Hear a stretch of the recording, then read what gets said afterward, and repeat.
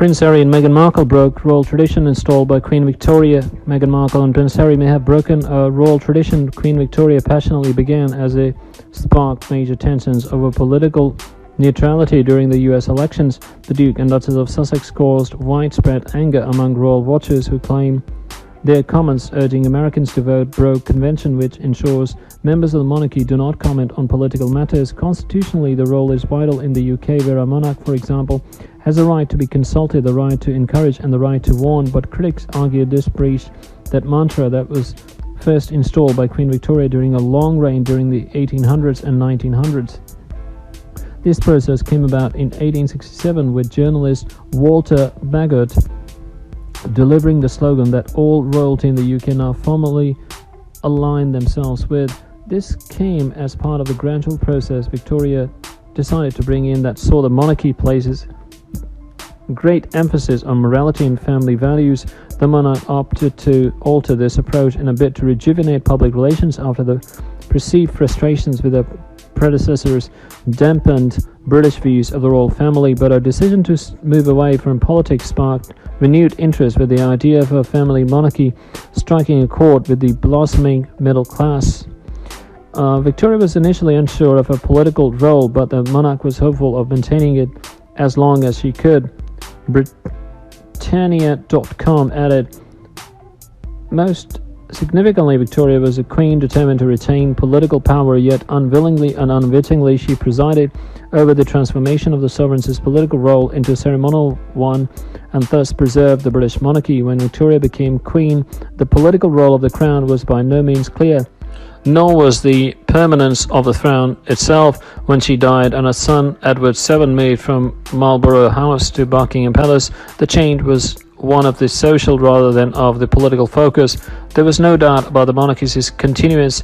That was a measure of her reign. Her decision-making in sacrificing politics for the good of the royal family is a world away from the perceptions created by Meghan and Harry before this month's election. At the time, Meghan described the election as the most important of her lifetime during the ABC's Time 100 special. Harry also demanded voters reject hate speech, misinformation, and online negativity, as he called on the electorate to get out and vote. Their comments were perceived as supporting Democratic candidate Joe Biden, a known friend of Harry's, as Meghan has previously described US President Donald Trump, his election rival, as being misogynistic and divisive in 2016.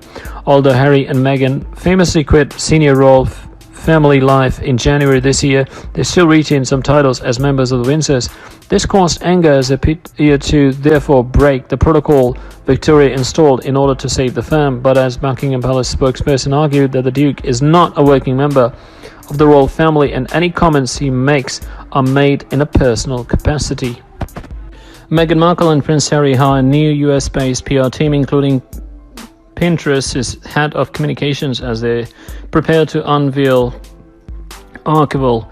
Prince Harry and Meghan Markle have hired a new US-based communications team as they prepare to unveil Archwell, the Duke 36 and the Duchess of Sussex 39, who now live in Santa Barbara with their son Archie, 1 year old, after stepping back from their royal duties in March, have recruited Christine Shermer to their press team. The former head of communications is joined by Toya Holness, who has been employed as a couple's press secretary, according to an announcement made by the couple's PR firm Sunshine Sachs, reported PR Week. The LA-based employees are understood to have started working for Meghan and Harry last month. Installed in the newly created leadership role, Christine was creative platform Pinterest's head of communications since 2017, before she left the company in July.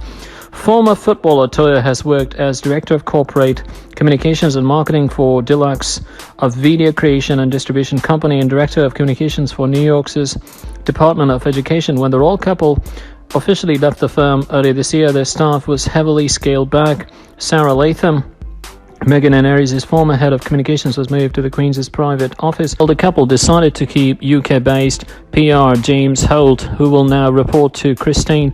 The Duke and Duchess will also continue to employ Hollywood PR firm Sunshine Sachs.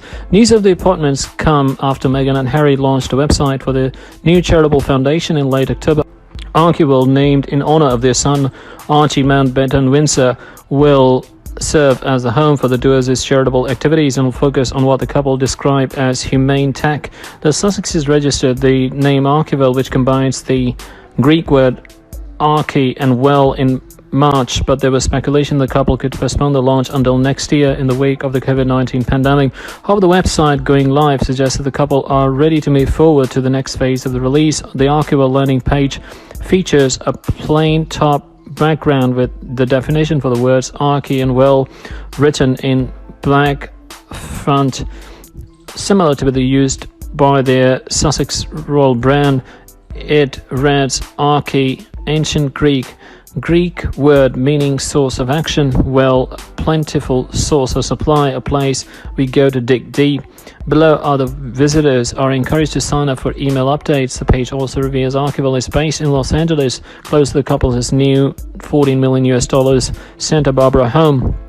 The website tagline reads, Archwell is an organization committed to creating compassionate communities online and off to serve our collective well-being. The Duke and Duchess of Sussex had originally planned to carry out their royal work under the Sussex Royal brand. However, they were forced to give up the name when they stepped down as senior working royals early this year. Speaking in April, the couple offered some insight into Archwell, saying, before Sussex Royal came the idea of archi, the Greek word meaning source of action. We connected this concept for the charitable organization we hope to build one day, and it became the inspiration for our son's name, to do something of meaning, to do something that matters. Archwell is a name that combines an ancient word for strength and action and another that evokes the deep sources we each must draw upon. We look forward to launching Archwell when the time is right. Catherine St. Lawrence, who previously worked for the Bill and Melinda Gates Foundation, is Chief of the Staff to the Duke and Duchess of Sussex, having landed the job from the beginning of April, and also serves as the Executive Director of Archwell. Kate Middleton, Meghan Markle and the Queen's royally approved manicure shades. Kate Middleton, during a visit to the Baby Basic UK and Baby Basics Sheffield on August the 4th, 2020 in Sheffield, England. Image credit, Getty Images. Royal and fashion fans alike look to the royals for style inspiration, particularly the wives of the next generation royals, Kate Middleton and Meghan Markle, and it's a similar story when it comes to beauty. We have all, at least once in our lives, shown a picture of Kate Middleton's bouncy blowout to a hairstylist and said, "Same please." Equally, Meghan Markle's is barely there. Glowing bridal makeup for her 2018 wedding to Prince Harry has undoubtedly been the inspiration behind our own no makeup beauty looks since she radiantly walked down the aisle at her fairy tale nuptials. So it follows that go-to nail shades the ladies of the British royal family turn to for their manicures would be a source of beauty inspiration to take to our favorite nail salon or to DIY at home for our very own royally approved manicure. From the Queen's signature shade to the nail hues worn by the Duchess of Sussex and the Duchess of Cambridge on their respective wedding days, scroll through for your guide to the nail polish shades favoured by Kate Middleton, Meghan Markle and the Queen. Kate Middleton wearing her engagement ring during the engagement announcement on November the 16th, 2010. When Kate Middleton and Prince William announced the engagement in November 2010, Middleton showed off a clear polish on her nails alongside her stunning sapphire and diamond ring, which was Prince William's late mother, Princess Diana's engagement ring. Since then, Middleton has been frequently pictured with clear polish and often no polish at all. Prince Harry and Meghan Markle during the official photo call to announce the engagement, November the 27th, 2017. Bold, bright colors are rumored to be discouraged for wear by the royal family, and Meghan Markle adhered to this royal family preference when she and Prince Harry stepped out for a photo call during the announcement of the engagement. It has been speculated that the color she opted is the Queen's favorite shade, Assis's ballet slippers. Queen Elizabeth II on October the 24th, 2018 in London, United Kingdom. As noted earlier, the Queen reportedly favors the subtle nail polish hue of Assis's ballet slippers, a fascinating royal beauty tidbit that came to light when, as Glamour reports, her hairdresser requested a bottle be sent to Buckingham Palace for Her Majesty back in 1989. Kate Middleton during her royal wedding to Prince William 2011.